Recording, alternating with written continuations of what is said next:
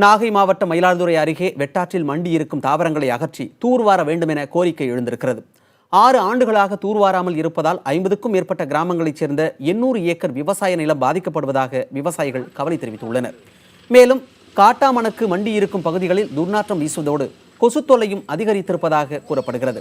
இதுகுறித்து பலமுறை முறையிட்டும் பொதுப்பணித்துறை அதிகாரிகள் எந்தவித நடவடிக்கையும் எடுக்கவில்லை என கூறப்படுகிறது. இந்த விவகாரத்தில் மழை தொடங்குவதற்கு முன்பு மாவட்ட நிர்வாகம் உடனடி நடவடிக்கை எடுக்க வேண்டும் எனவும் விவசாயிகள் கோரிக்கை விடுத்துள்ளனர்.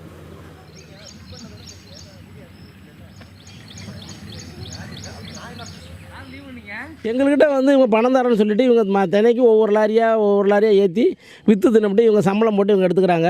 எங்களுக்கு 2 வருஷமாக ஒன்றும் கொடுக்கல. 1 மாதம் சம்பளம்னா அரசுடைய அதிகாரிகள் எப்படி கஷ்டமோ பால் பணம் இதெல்லாம் கொடுக்க முடியாத நிலைமை. அதேமாதிரி எங்களுடைய வரைக்கும் தரங்கட்டு போச்சு.